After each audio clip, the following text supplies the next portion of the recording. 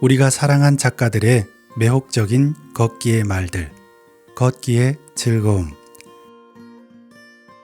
요즘처럼 일이 많고 바쁠 때 사실 산책할 수 있는 시간이 있다는 게 참 축복이었구나 라는 생각이 듭니다.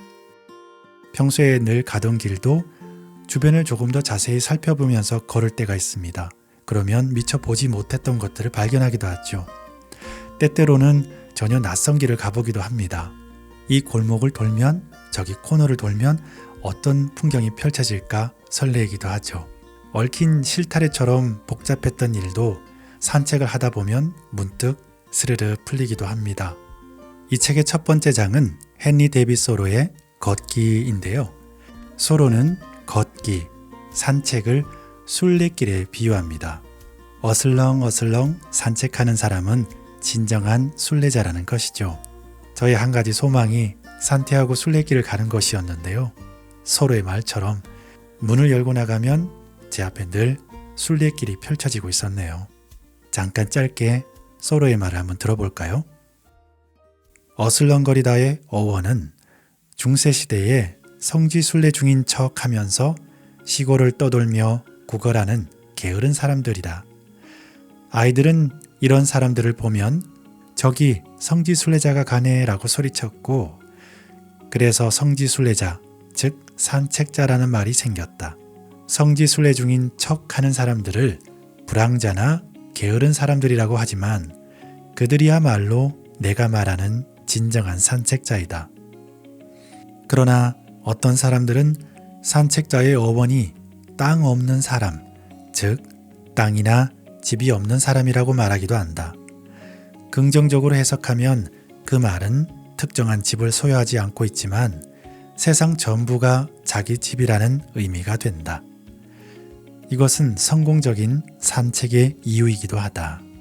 나는 첫 번째 어원을 선호하고 사실 그것이 가장 그럴싸한 어원이기도 하다. 걸을 때 우리는 자연스럽게 들판이나 숲으로 간다. 정원이나 상가만 걷는다면 뭐가 되겠는가? 어떤 철학 학파는 숲으로 가지 않는 대신 숲을 자기들 쪽으로 끌어와야 할 필요성까지 느꼈다. 그들은 플라타너스를 심어 가로수길을 만들고 야외 회랑에서 산책을 했다. 물론 숲으로 가서도 멍하니 발길만 옮기는 것은 소용이 없다. 나 역시 어쩌다가 정신은 따라오지 않은 상태에서 몸뚱이만 가지고 숲을 1마일 정도 걷는 일이 생기면 깜짝 놀란다. 오후에 산책할 때면 오전의 일이나 사회적 의무를 기꺼이 잊어버리지만 가끔 마을 일을 쉽게 떨쳐버리지 못하는 경우도 있다. 어떤 일이 뇌리를 사로잡아서 주변에 집중하지 못한다. 주변을 보지도 듣지도 않는 것이다. 그렇게 산책을 하다 보면 이내 다른 주변을 보고 듣는다. 숲 밖의 일에 몰두할 거라면 굳이 숲에 올 이유가 있겠는가? 시인 박연주님의 추천사를 전해드립니다. 먼 곳에서 이곳으로 아직도 걸어오는 중인 옛사람들이 있다. 걷기의 즐거움은 그들의 건강하고 온화한 발소리를 담은 책이다. 걷기는 생활을 흐르게 한다. 책을 읽다 가장 가벼운 사람은 즐거운 마음을 가진 사람이라는 문장에 놀랐다. 어쩌면 내가 이번 생에 유일하게 바라는 건 가벼워지는 일이 아니었을까. 무거운 영혼은 움직일 수 없다. 기쁨도 자유도 없다. 걷고 싶을 때 걸을 수 있다는 것이 생의 축복임을 보여주는 책을 만났다. 일상이 갑갑하게 느껴질 때마다 들고 나가고 싶다. 오랜만에 마음이 정화되는 독서를 했다. 인생이 흘러가는 것임을 감각하고 싶다면 이 책을 곁에 두어야 한다. 읽다 보면 당신도 걷고 싶어질 것이다. 가볍게. 이 책은 걷기에 대한 글을 선별해서 모은 선집입니다. 이 책에 실린 작품들은 넓게 잡아 17세기 중엽부터 20세기 초반까지 영미 걷기 문화에 대한 근본적인 통찰을 보여줍니다. 당시에는 여성들의 글이 발표되는 경우가 드물었습니다. 유색 인종의 경우에도 마찬가지였죠. 때문에 걷기에 대한 의미도 여성에게 있어서 또 타구리의 서한집 벵골의 모습이나 미국 노예 프레더릭 더글라스의 삶 이야기에 담긴 도보 여행은 그 당대에 인정받는 백인 남성들이 표현했던 도보 여행과는 다른 차이를 보여주겠죠. 이런 차이점을 느끼면서 이 책을 읽는 것도 중요한 부분일 것 같습니다. 서문.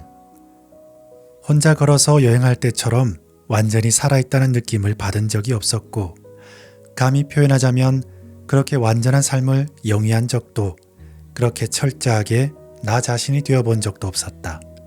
장자크 루소. 당신이 이 책을 골랐다면 아마도 걷기를 충분히 즐기는 독자일 것이다. 진심으로 환영한다. 한편 밖에서 걷는 것보다 집에 머무는 것을 선호하는 독자도 있을 것이다.